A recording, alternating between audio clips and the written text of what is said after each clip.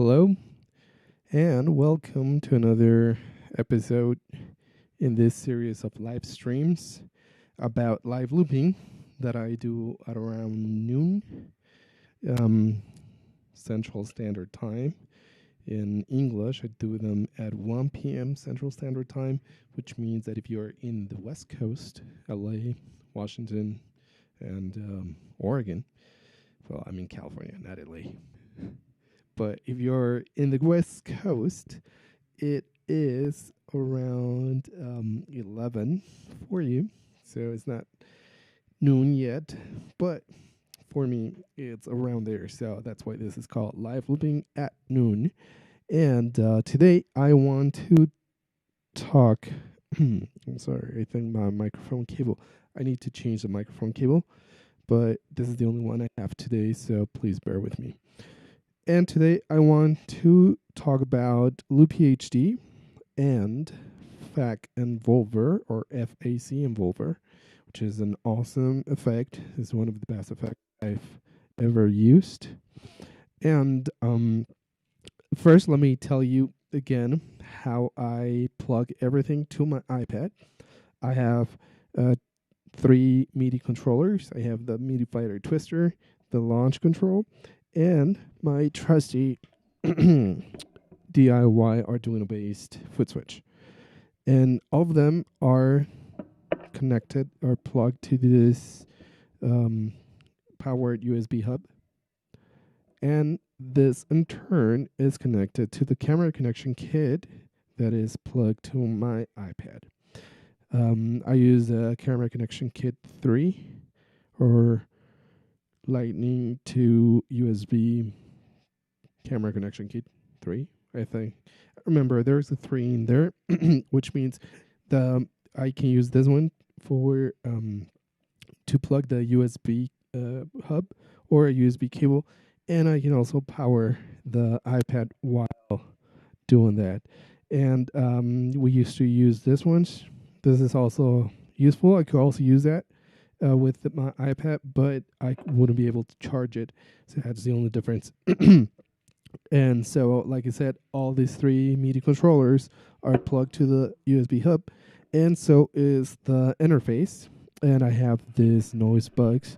This is the third noise box I make, and this is plugged to the interface to the first to input 1, and I have the microphone connected to input 2, and so that's how I have everything connected to the iPad.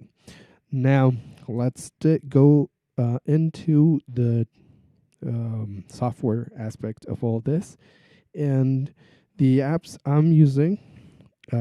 Actually, this, I think, is a good opportunity to answer some question that I see now and then in some forums, asking which one is better, AUM or Audiobus, which app is better. And Mitch Slayton, the audio dabbler, has a really good answer to that. And I'm going to take advantage of this moment to tell you that both are real good. And in this case, I'm actually using both because, as you may know, if you wanted to send audio the audio from any of your apps or from your interface to Loopy using AUM, it's not possible because Loopy doesn't have a input from AUM.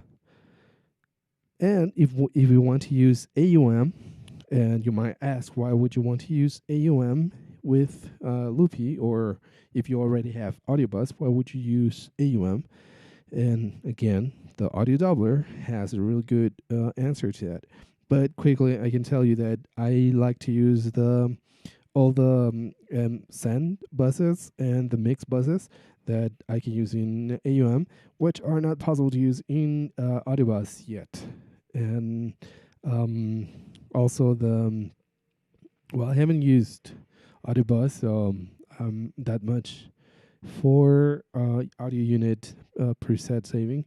So I don't know how good that is, but in AUM it always works. Like it every time I load my projects, I have all the presets from the audio unit um, that I was using in that session, and that's pretty useful too. So that's why I would use AUM and not just Audibus.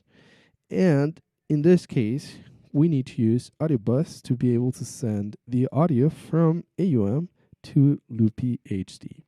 So as you can see, I have a what's this called? It's an AUM node or input, and this one is sending everything to Loopy, and then I have Loopy sending everything back to AUM.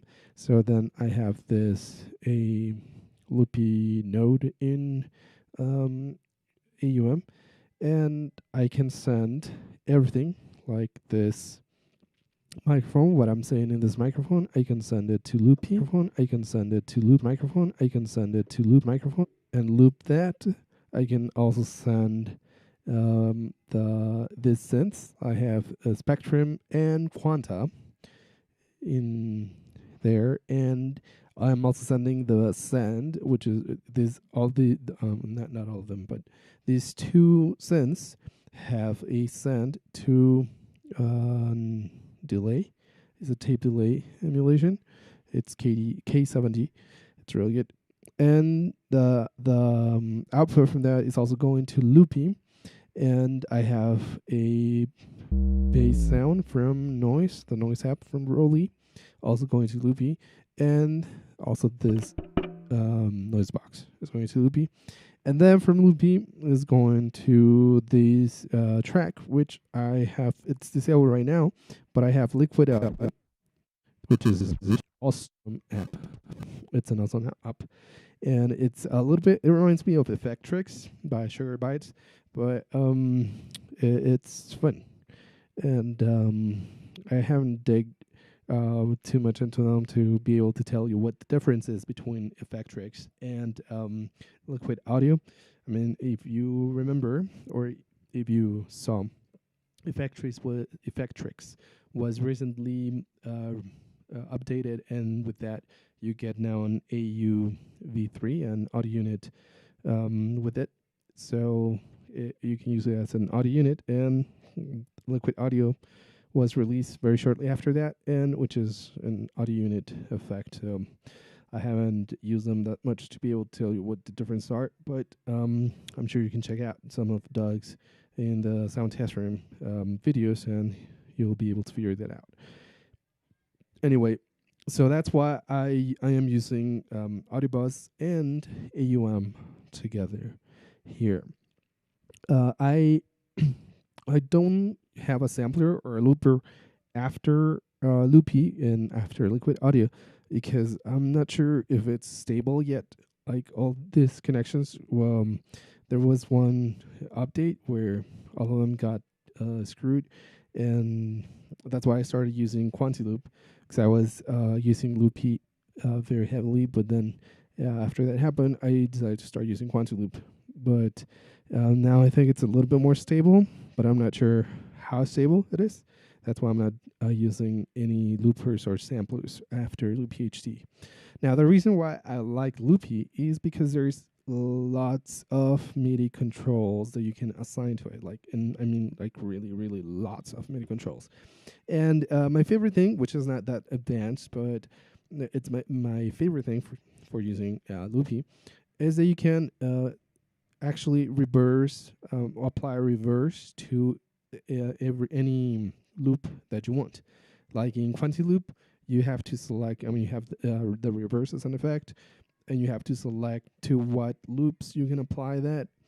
And so you cannot choose individual loops that you want to reverse. You can choose just one, or just apply it to 1 and 2 or something like that. But that means that you have to know where you want to apply the reverse effect before you start doing a loop, which is, it's good. But here in Loopy, if you decide on the fly that you want to loop track 3 or the loop that you have on track 3, you can do that and just apply it to that track.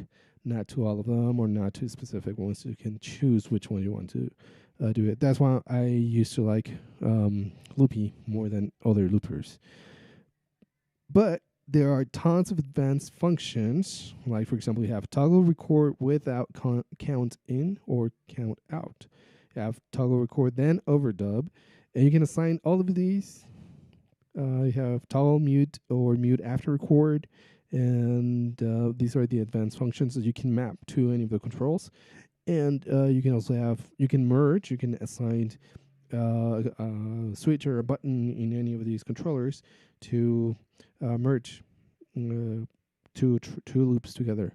So it's really complete as when it comes to MIDI control. It's the best one for MIDI control. And you can also have the loops synced in length.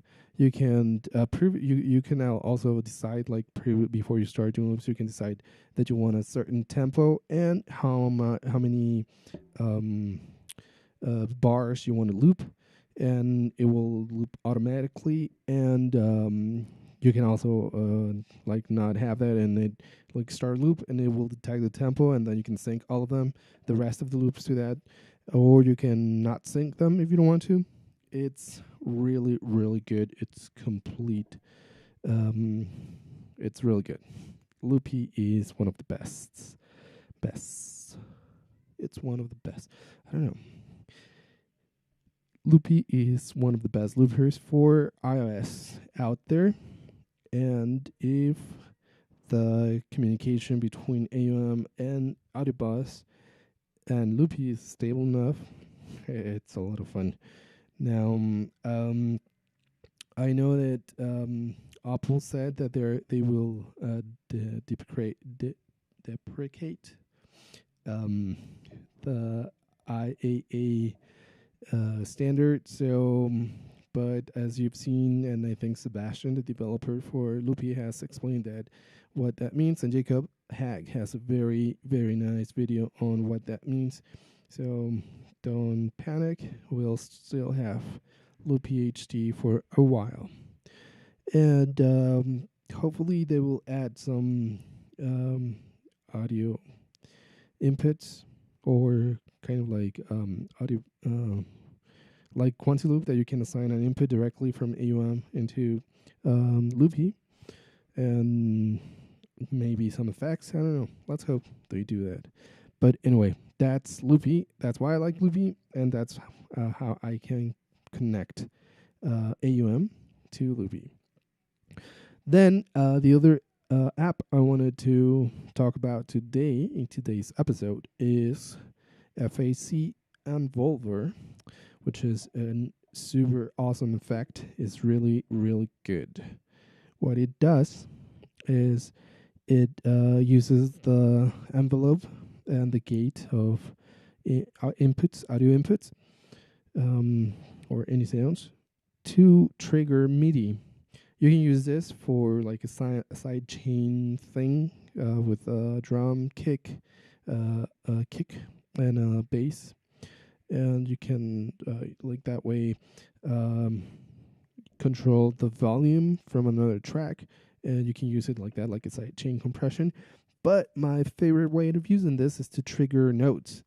You can use the envelope control here and to trigger MIDI, and this is basically a note on, and the gate MIDI controls like the off for that note. And I have configured this to send notes in the Dorian scale for D, and this controls spectrum and quanta. I have them a little bit panned. The spectrum is panned to the right and quanta to the left. And let me show you how that works. Let me engage. If I speak, you can see as I was speaking, I was triggering a spectrum, because I have the threshold from to a spectrum is really low. So very quiet sounds or noises are going to trigger that. And the threshold for a quanta is a little bit higher, so I need to speak louder for fact envolver to trigger that sim. I can also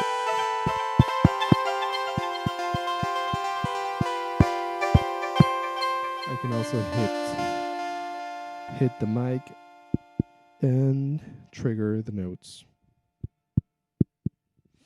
Well, right now I don't have the effect engaged, but you can choose what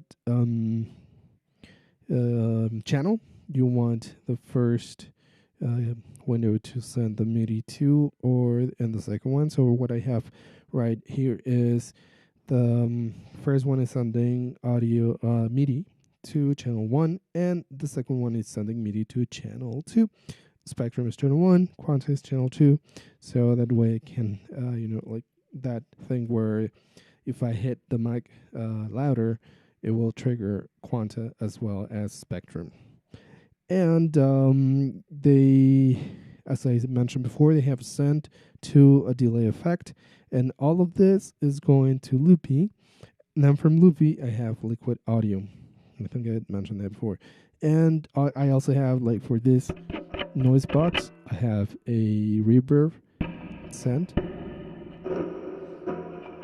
All of these noises are much better with reverb. I also have the delay sent. So that's how this works. Now, as usual, I'm going to do a little improv.